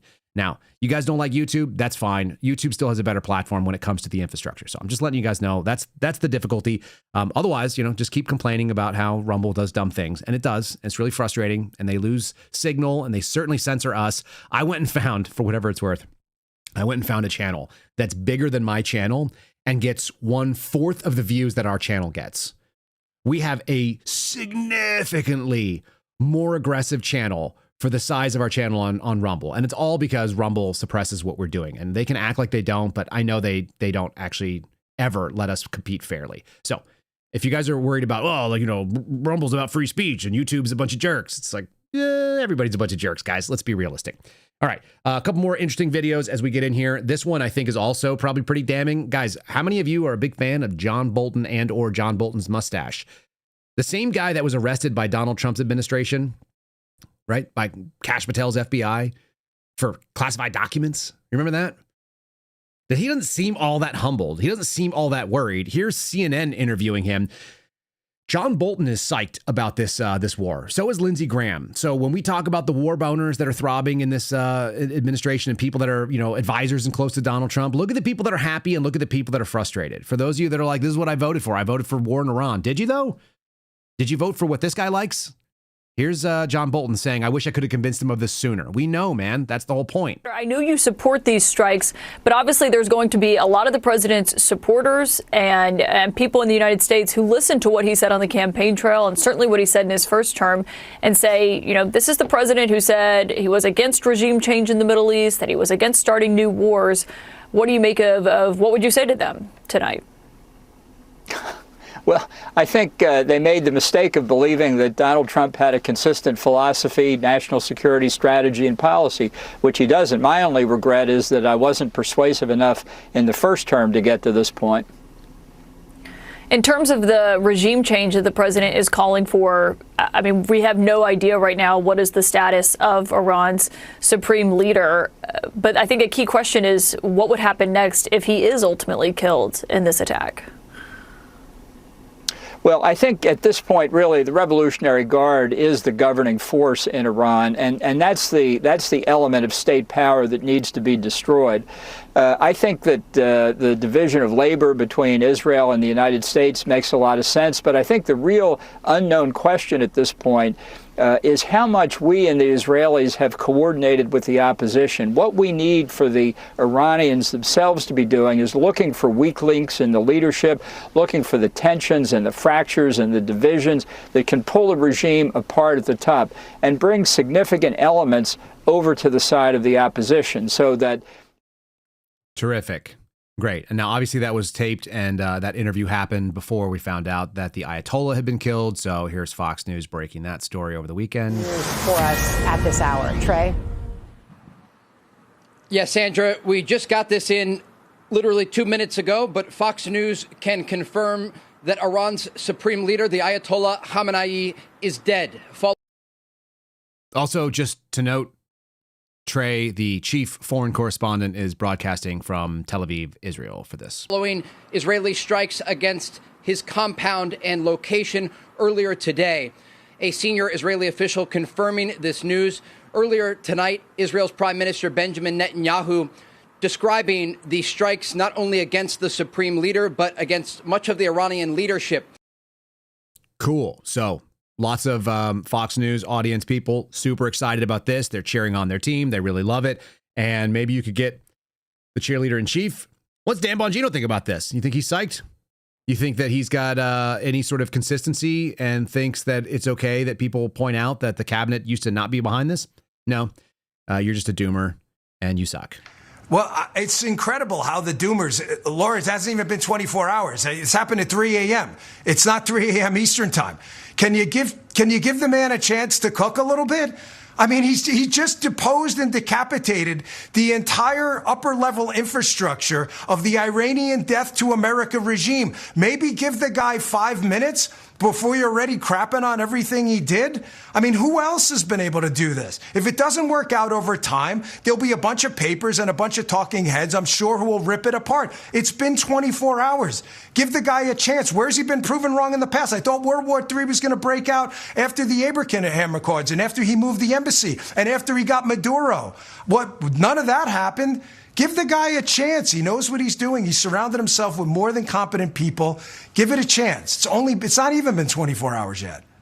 Great points, great energy. Nothing like seeing Dan Bongino back in his most comfortable role, cheerleading Republicans, acting like he wasn't out there in the FBI, theoretically trying to go after, I don't know, pedophiles, right? Sort of nice to see that he cares about something. And that something, it turns out, is the defense of Israel. So this is Operation Epic Fury, and it is amazing simply because the cause that is dearest to Dan Bongino's heart is being fulfilled. That's good to know. And again, I never saw that energy the entire time he was at the FBI. I never saw it when he was doing the things that he was supposed to be doing domestically. Apparently, Dan's just really big on foreign policy. I didn't realize that. Here's the thing. The cabinet didn't agree with you. The cabinet thought this was a bad plan right up until now. Everybody has to reverse course. And so watching people do 100%, 180 turn, that U-turn, and act like they didn't say the thing that they said just a couple of months ago, it's problematic. Here's J.D. Vance in December. This is October of 2024. So this was just before the election. Like those campaign promises, they're so pesky. Yeah. But America's interest is sometimes going to be distinct. Like sometimes we're going to have overlapping interests, and sometimes we're going to have distinct interests. And our interest, I think, very much is in not going to war with Iran. Right. It would be a huge distraction of resources. It would be massively expensive to our country. Oh, good. All right. So, but whose position has never changed other than John Bolton's is Lindsey Graham. Here is a throbbing war boner on, what is this? NBC News, letting you know. He also said that we should not just be satisfied with this, but we should also probably depose the regime in Cuba. They're next. And anybody else that also might be interesting, because war is war, and he just wants to bathe in the blood of young men. We've got 4 that are dead so far. So Lindsey Graham is probably absolutely pulsing right now. No Viagra needed. Here we go. Moving forward, in a social media post Sunday, President Trump wrote this, quote, "Hopefully the IRGC and police will peacefully merge with the Iranian patriots and work together as a unit to bring back the country to the greatness it deserves." Is hope the plan for the future of Iran? No, the future of Iran is going to be determined by the Iranian people. The new Iran, whatever it is, whether it's a cleric or a representative democracy, our goal is to make sure it cannot become, again, the largest state sponsor of terrorism. That's a win for us. But is there a plan to make sure that happens, Senator? Is there a plan? Does the president have a plan to guarantee that happens? No, it's not his job or my job to do this. How many times do I have to tell you? Our job is to make sure Iran is no longer the largest state sponsor of terrorism, to help the people reconstruct a new government, no boots on the ground. We don't own, this idea you break it, you own it? I don't buy that one bit. It's in America's interest to make sure the Ayatollah is dead. He's dead. All right, roger that. So just so we're clear, Lindsey Graham has been read in maybe and at least has something to say about this. We have no plan per him. I hope that's not true. And we have no role in trying to create power vacuums and then be responsible for what comes out of them. I don't know. I think ISIS is calling, maybe something to that effect. So that's kind of unsettling. Here's kind of a more sober look. This was on Bannon's War Room talking about what it's going to actually involve. I think that the cynical thought is that this leads to a midterm victory. There's a really good chance this actually involves a massive hemorrhaging of support for people that actually did show up and cross the aisle and did want the anti-war types and were excited about RFK and were excited about Tulsi Gabbard being there and having these people that were all saying the same thing, including J.D. Vance and Donald Trump, about not getting involved in this stuff. Anyhow, here is, I think, maybe one of the more sobering analyses, that it's going to be a slog and that it probably is not going to be quick, and that 4 weeks to level Tehran is not going to be enough. But again, this isn't going to be over tomorrow. I pray it will be, but I don't think we should expect that. Will we take more casualties? I mourn the loss of 3 American servicemen as much as anybody. But this is essentially cost-free to us at this point. Will there be more losses? You saw Rabbi Walicki talking about them in Israel. Of course there will. Should we be operating on any basis other than this is likely to be a slog, a hard slog? But the fight is incalculably important, because if we do, in fact, render a decisive defeat of Sharia supremacism in Iran, it will help us with all of the other places. If we do, in fact, have control, effective control of China's lifeline, its energy import lifeline between Venezuela and Iran. Look, we have a leverage on them about Taiwan and everything else they have in mind that we haven't had until now. And I'm glad we're doing this in the war room. It's one of the reasons we're doing it 7 days a week, and we're going to get all the different voices in here to make sure the war room posse can think this through. But I'm just going to be brutally frank. If it's going to be a hard slog, I mean, that was not pitched in the 2024 campaign. It just wasn't. We're going to bleed support. We're going to bleed. Here are the steps that Donald Trump has taken to create a war with Iran. First, he tore up the Iran nuclear agreement. I am announcing today that the United States will withdraw from the Iran nuclear deal.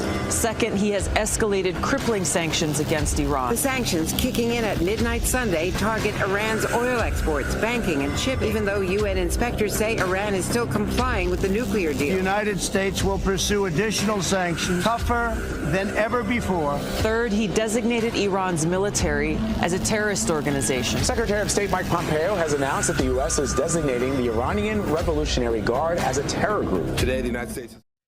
All right. And there's been all kinds of different videos put out, statements made. There's captured evidence of people inside Trump's own cabinet and some of his senior advisors. That was Tulsi Gabbard when she was running for president, going back to 2019, 2020. All these people have evidence of being on the other side of this. So it's going to be difficult for them to go out there and say oh, well, I just meant the opposite at this point. And so you got an uphill battle, at least convincing the American people. And I don't think it gets any better when you're doing little hits like this. This is the exiled crown prince. So the former monarchy in Iran is going out and making basically claims like, you're going to lose American lives. Now we're up to 4. And we've got many others that have been injured. And we're going to do so, but it's going to result in $1 trillion in open market capabilities if Iran is now friendly to the United States. So, in other words, pick me, let me be installed in, is what he's making the argument. Put my family back in as a monarchy, because that's where we used to be. And then, then it'll be really good for American businesses. I'm not 100% sure that that's a really strong hitting message for regular bacon cheeseburger Americans who are looking at their price of oil going up, that are wondering like how many freaking terrorists are running around in the U.S. We don't have the mass deportations, and we're going to just try to confuse us and distract us with a foreign war, which I'm pretty sure is what he said the opposite of. Economic growth and what have you, just by a change that we hope to bring to the table, that would be probably over $1 trillion worth of impact and revenue to the American economy, just by Iran's market being open to America, and how much we stand to benefit from billions of dollars willing to be invested into Iran. Great. So it's a business opportunity. That sounds really good. I guess we're all really into that. All right. So let's do it. Let's just open up and give you the opportunity to hear what Donald Trump said in his own words. If you guys did not listen to these, then now is the time that you'll hear them. And if you did listen to them and you want to tune out, by all means, I appreciate you guys listening up to the point. So make sure you guys are giving us a like over on Rumble. Give us a like on YouTube. I'm going to give the man his fair shake, and it's a big, long chunk of it. But the upside of getting it in the audio format after the fact. If you guys want to go fast forward and listen to it 2x or whatever, you certainly can. Make sure you're supporting the program on Spotify. Easiest way to do it is KyleSeraphinShow.com. You'll get chapters. You'll be able to find this stuff and send it to a friend if you like. And you can find the new program we're doing called the I'm Your Tackleberry, the Tackleberry Project. And I'm getting some of the videos cut for that as well. It took me a while to figure out how to actually export stuff from my cameras, as dumb as that sounds, but that's what was holding me up. So those are working right now. All right, let's do Donald Trump in his own words. This is the 2 a.m. address that was mentioned previously. And again, if you're listening in the audio after the fact, or if you're watching on Spotify video and you want to like fast forward this thing, you can make it fast. But this is a long form address of him telling you what happened and why it happened. And then I've got another one that's the update, which I'll give you that, which he just released as well. So here is a lot of Donald Trump coming up in the next like 15 minutes. A short time ago, the United States military began major combat operations in Iran. Our objective is to defend the American people by eliminating imminent threats from the Iranian regime, a vicious group of very hard, terrible people. Its menacing activities directly endanger the United States, our troops, our bases overseas, and our allies throughout the world. For 47 years, the Iranian regime has chanted death to America and waged an unending campaign of bloodshed and mass murder, targeting the United States, our troops, and the innocent people in many, many countries. Among the regime's very first acts was to back a violent takeover of the U.S. Embassy in Tehran, holding dozens of American hostages for 444 days.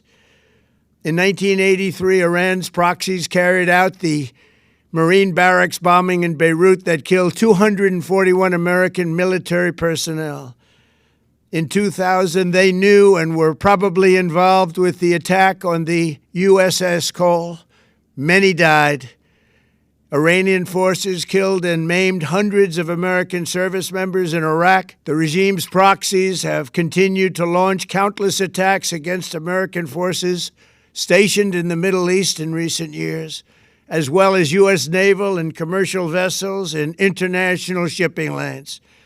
It's been mass terror, and we're not going to put up with it any longer. From Lebanon to Yemen and Syria to Iraq, the regime has armed, trained, and funded terrorist militias that have soaked the earth with blood and guts. And it was Iran's proxy, Hamas, that launched the monstrous October 7th attacks on Israel, slaughtering more than 1,000 innocent people, including 46 Americans, while taking 12 of our citizens hostage. It was brutal, something like the world has never seen before. Iran is the world's #1 state sponsor of terror, and just recently killed tens of thousands of its own citizens on the street as they protested. It has always been the policy of the United States, in particular, my administration, that this terrorist regime can never have a nuclear weapon. I'll say it again, they can never have a nuclear weapon. That is why in Operation Midnight Hammer last June, we obliterated the regime's nuclear program at Fordow, Natanz, and Isfahan. After that attack, we warned them never to resume their malicious pursuit of nuclear weapons, and we sought repeatedly to make a deal. We tried. They wanted to do it. They didn't want to do it. Again, they wanted to do it. They didn't want to do it. They didn't know what was happening. They just wanted to practice evil. But Iran refused, just as it has for decades and decades. They've rejected every opportunity to renounce their nuclear ambitions, and we can't take it anymore. Instead, they attempted to rebuild their nuclear program and to continue developing long-range missiles that can now threaten our very good friends and allies in Europe, our troops stationed overseas, and could soon reach the American homeland. Just imagine how emboldened this regime would be if they ever had and actually were armed with nuclear weapons as a means to deliver their message. For these reasons, the United States military is undertaking a massive and ongoing operation to prevent this very wicked, radical dictatorship from threatening America and our core national security interests. We are going to destroy their missiles and raise their missile industry to the ground. It will be totally, again, obliterated. We're going to annihilate their Navy. We're going to ensure that the region's terrorist proxies can no longer destabilize the region or the world and attack our forces and no longer use their IEDs or roadside bombs, as they are sometimes called, to so gravely wound and kill thousands and thousands of people, including many Americans. And we will ensure that Iran does not obtain a nuclear weapon. It's a very simple message. They will never have a nuclear weapon. This regime will soon learn that no one should challenge the strength and might of the United States Armed Forces. I built and rebuilt our military in my first administration, and there is no military on earth even close to its power, strength, or sophistication. My administration has taken every possible step to minimize the risk to U.S. personnel in the region. Even so, and I do not make this statement lightly, the Iranian regime seeks to kill. The lives of courageous American heroes may be lost, and we may have casualties. That often happens in war. But we're doing this not for now. We're doing this for the future, and it is a noble mission. We pray for every service member as they selflessly risk their lives to ensure that Americans and our children will never be threatened by a nuclear-armed Iran. We ask God to protect all of our heroes in harm's way, and we trust that, with his help, the men and women of the armed forces will prevail.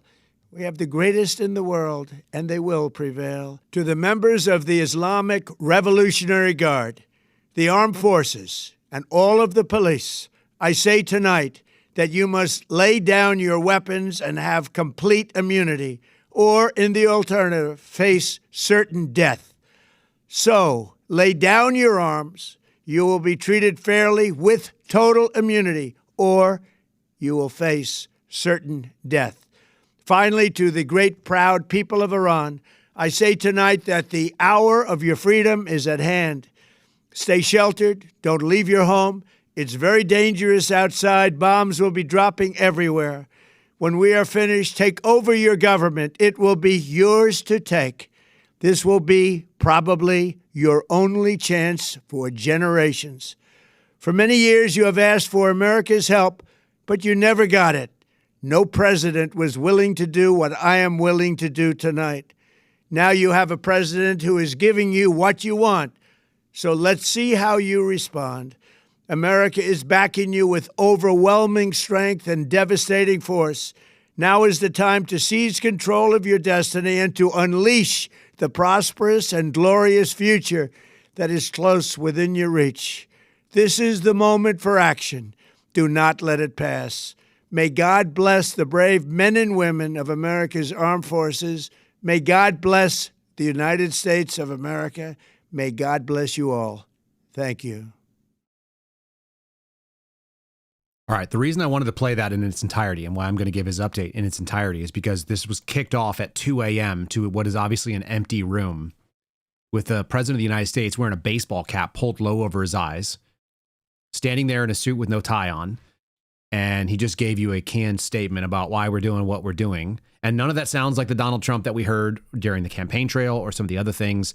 I'm seeing people revisionist history all over the place on the social media places where you see these pundits and talking heads, and all of the people that previously were 100% like, he's the president of no war, I'm the president, I'm backing a president for no new wars, that's what I'm about, isn't that what you love? Now they're all flipped on their head, including guys like Sean Davis at the Federalist. I went and found, like, he was saying that they're, until you finish the domestic agenda in the United States, deported the people that needed deported, fixed the criminal problems, sort of worked on the domestic agenda of economy and so on. And so you've solved the problems that you've bitten off. Like, why in the hell do we need to go get ourselves entangled overseas? This is not an imminent threat to the United States, and it's not. And we covered that with George Hill the other day. The only real strong argument is that you're making a strong statement against China, in which case it'd be interesting if they said it, but they're never going to do that. So there's also even people, including the new Charlie Kirk show, which is bizarre. I was never a Charlie Kirk show listener. I think Real America's Voice and OANN and all these sort of like sub Fox News wannabes, they're all pretty bad. And they're all like lapping propagandists that are just willing to say whatever. Like, as long as you're saying what the regime wants, then you're going to get access to people from the administration to come in and do interviews. But the new Charlie Kirk show said, even though Charlie Kirk didn't favor a war in Iran, if Donald Trump went to war in Iran, he would back it. That's a hell of a claim. And I wanted to just put that in his own words. And I'm going to give you the update that Trump gave, I guess, yesterday as well. So let's do this short little clip from Charlie Kirk when he was talking about this kind of stuff. Like the problem with the power vacuum that Lindsey Graham was mentioning. Going to take out the Ayatollah. Oh, really? What comes next? What comes after regime change? Might be, we need a small number of U.S. troops to support the new regime. We have seen this play before. Regime change, you have no idea how this is going to work out. You have no idea. And that's pretty much the way that it's done every single time. When I was talking to George, not last Friday, but the one before, the question was, is there a golden shining example? I went back and rewatched the interview because I wanted to make sure I didn't miss something. Is there a golden shining example of the regime change that we are trying to model on? Yeah, we have a lot of failures. Yeah, whenever we try to go do this, it doesn't usually work out very well. There's a lot of examples that people can think of where you depose or do a decapitation strike on a foreign government. What is the goal of like, hey, this is what we want to achieve? Yeah, we don't always get that, but this is the premium sort of performance mechanism. How do we yardstick it? And George couldn't come up with one, and I couldn't either. But if you have one, if the United States has ever done a perfect textbook, this is what we are hoping to achieve, regime change operation, will you please put it in the comments so that I can kind of get a look at what that looks like? And is it in the last 100 years? Is it in the last, life? Is there anybody alive that was involved in that could point to it or not? So that's my question. I'm going to finish with Donald Trump's update, which I'm going to give you. Also, you guys are seeing on the screen, live update. Won't rule out ground troops at this point. That's the new thing that's been pushed out. Confirms that there have been 4 troops killed so far. We don't know who the service members are, but I'm sure their family members do. And we've lost a couple of aircraft that CENTCOM confirmed as of this morning from a quote-unquote friendly fire incident over Kuwait. So there are casualties. There will be more casualties. This is obviously going to happen.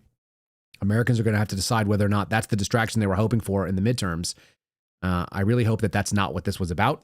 This is Donald Trump's update, and then we'll wrap up the program. Again, I'm putting it out there for you guys to be able to hear it because you may not listen to it in another format.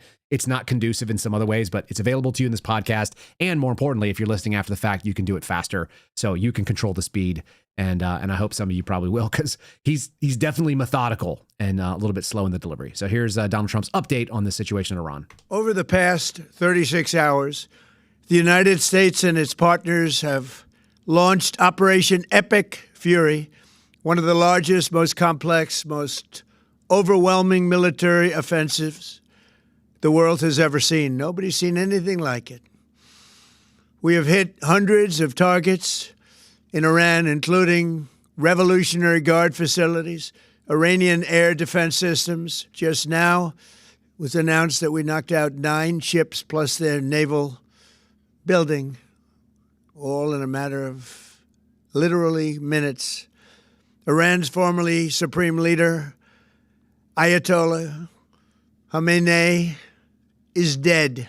This wretched and vile man had the blood of hundreds and even thousands of Americans on his hands and was responsible for the slaughter of countless thousands of innocent people all across many countries. Last night, all over Iran, the voices of the Iranian people could be heard cheering and celebrating in the streets when his death was announced. The entire military command is gone as well, and many of them want to surrender into saving their lives. They want immunity. They're calling by the thousands. Combat operations continue at this time in full force, and they will continue until all of our objectives are achieved. We have very strong objectives. They could have done something 2 weeks ago, but they just couldn't get there. Earlier today, CENTCOM shared the news that 3 U.S. military service members have been killed in action. As one nation, we grieve for the true American patriots who have made the ultimate sacrifice for our nation, even as we continue the righteous mission for which they gave their lives. We pray for the full recovery of the wounded and send our immense love and eternal gratitude to the families of the fallen. And sadly, there will likely be more. Before it ends, that's the way it is. Likely be more, but we'll do everything possible where that won't be the case. But America will avenge their deaths and deliver the most punishing blow to the terrorists who have waged war against basically civilization. They have waged war against civilization itself. Our resolve, and likewise that of Israel, has never been stronger. America is now, again, the richest, most powerful nation in the world by far. But the only reason we enjoy the quality of life that we do and the freedom and security is we have done things that others are unable to do. But it's because of warriors who are willing to lay down their lives to do battle with our enemies. And they do battle better than anybody. An Iranian regime armed with long-range missiles and nuclear weapons would be a dire threat to every American. We cannot allow a nation that raises terrorist armies to possess such weapons that would allow them to extort the world to their evil will. Not going to let it happen. We're not happening to us, and we're not going to let it happen to others. The United States has the strongest military the world has ever seen. I rebuilt our military in my first term. There's never been a military like we possess. And frankly, there's nobody even close, but we are now using that military for good. We want to have it for good purpose. We're undertaking this massive operation not merely to ensure security for our own time and place, but for our children and their children, just as our ancestors have done for us many, many years ago. This is the duty and the burden of a free people. These actions are right and they are necessary to ensure that Americans will never have to face a radical, bloodthirsty terrorist regime armed with nuclear weapons and lots of threats. For almost 50 years, these wicked extremists have been attacking the United States while chanting the slogan, "Death to America" or "Death to Israel" or both. They are the world's #1 state sponsor of terror. We are the world's greatest and most powerful nation, so we can do something about what they do. These intolerable threats will not continue any longer. I once again urge the Revolutionary Guard, the Iranian military, and police to lay down your arms and receive full immunity or face certain death. It will be certain death. Won't be pretty. I call upon all Iranian patriots who yearn for freedom to seize this moment, to be brave, be bold, be heroic, and take back your country. America is with you. I made a promise to you, and I fulfilled that promise. The rest will be up to you, but we'll be there to help. Thank you. God bless you to our incredible warriors, and God bless the United States of America. Thank you. All right, so that's it. That's what he has to say. He's doing it for the kids. Not his kid going to be there, right? You guys are pointing that out. When's Barron going to enlist? Obviously not. As is the same for a lot of these other people that have been getting really ramped up about it. So I guess we'll just see what happens. I don't have to be punching in a whole bunch and say what my thoughts are. I just know that there's going to be a lot of domestic backlash on this, and I don't think they're going to get the midterm victory that they're hoping. We are going to do midterms one way or another. We're going to have the primary here in the state of Texas for the GOP. So if you guys have a primary race coming up and there's someone that's truly atrocious that I should know about, let me know. But let me just show you who's someone who's truly atrocious in my little backyard that's going to be running for office, and I get a chance to vote against tomorrow. This is Valentina Gomez, I think Noriega is her last name. She was born in Medellin, Colombia. And she touts herself as a conservative, as a fighter, as an anti-Muslim, as sort of like almost all the things we talk about when it comes to bacon cheeseburger nationalism, but actually lives up to none of them. This is, as far as I can tell, someone who's unemployed. I don't know if she has an actual job, but I can't figure out what the heck it is. She's a carpetbagger that ran for office in Missouri and failed, and now she's running for Texas. She wants to be the representative for my congressional district, even though she's blocked me on the social media platforms. So there's a lot of people out there that are going to say things that are pretty gross, and this is one of them. She's under 30. She's unmarried, as far as I can tell. She has no children. She represents none of the conservative values that anybody would expect, and yet, just like a lot of these people, she's got a somewhat pretty face. She has a foreign accent, and then steps in and acts like they're going to bring you the solution. I wanted to just show you what a fake looks like in the time when we're dealing with so many fakes. And here she is. She found a way to make all of this that's going on about her. And when I say all of this, I mean Mr. Property of Allah, Senegalese dude. She's decided that with no evidence, he was actually out to try to kill her, and that's why he ended up killing people that were not her. My major issue, look, if you're a grown-up and you've done something in the world and you want to go ahead and show us what it is and you want to make the argument why we should elect you to be our rep. But this woman has actually said, if you don't elect me, fathers, husbands, men, American military veterans, people who have industry, started businesses, and have done something other than just being a wealthy girl who moved in here to New Jersey. By the way, I should show you this. Hold on real quick. If you guys are watching, this is pretty funny. So this is her story. She basically is just sort of, she's offensive for the purpose of social media gathering and does these sort of fake literally, if you wrap yourself in the flag, a cheap Chinese flag at that, pretty pathetic. There's pictures of her going back to high school. Her claim to fame was that she was a Division I athlete and she was a good swimmer. And that's it. No claim of job, work, anything else functional. She runs around with guns and does weird things. She's not from Texas. She registered at a P.O. box to vote here and may not even be able to vote in her own election. And anyway, there's a lot of these types of grifts that happen.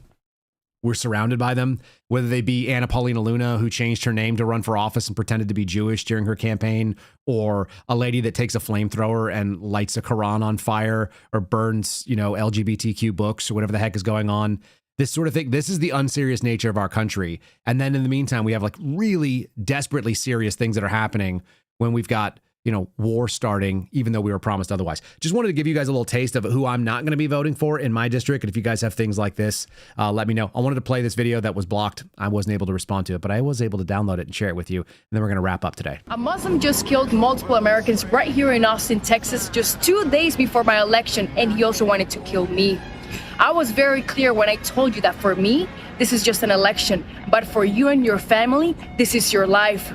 So you either vote me into Congress on Tuesday, March 3rd, or get ready to be raped or murdered by a Muslim that will fulfill the jihad. The choice is yours. Don't say that nobody fought for you. Yeah. All right. So if you are from not this country and you want to make a pitch to people who are actually in this country, who actually have skin in the game and have actually done something like put more babies into the world to be able to protect them themselves, we don't need some girl who's under the age of 30 to try to come up and tell us that she fought for us. Anyway, this is the status of the GOP at this point. This is what the GOP looks like. And this is why we have an unserious answer to a lot of really, really serious questions. For me. It's why you won't find me registered as a Republican. But I will be going out in that primary to try to get Doc Pete Chambers as the candidate for Texas governor. And I'll vote for anybody against this woman. And in fact, if she actually wins the Texas primary, which I think are very low odds, I would actually vote for a Democrat over her, 100%. Because I'd rather have a Democrat than someone who's just like utterly dipshitted like that. All right, folks, that's the program. Thanks so much for joining us. I hope you guys had some fun. Again, if you didn't like the Donald Trump long form, I think it's fair and it's appropriate sometimes to let the president say it in his own things, especially if we're going to be going to war with somebody overseas. Rumble, give us the like. YouTube, do the same thing. If you guys haven't subscribed in those places, do so now. If you're on X, join us on one of the platforms where you get a little better experience. And more importantly, you get the chat, which is the best. You guys on the chat, we really appreciate you. If you're watching on Spotify, we appreciate you guys doing it over there. Make sure you guys have signed up and leave a comment on whatever you agree with or disagree with, because I do care. Just make a real point. Don't just say dumb things. Sometimes people do, and I have to discount you. Have a great rest of your Monday. I look forward to whatever the heck we're going to be doing this week, and I expect that it's going to be a little bit nuts. So that's your sort of heavy-handed start for the week and the beginning of March. God bless you guys. See you on the other end. Thanks for listening to the Kyle Seraphin Show, streamed live weekdays on rumble.com/Kyle Seraphin. Follow Kyle on Twitter, Truth Social, and Instagram at Kyle Seraphin.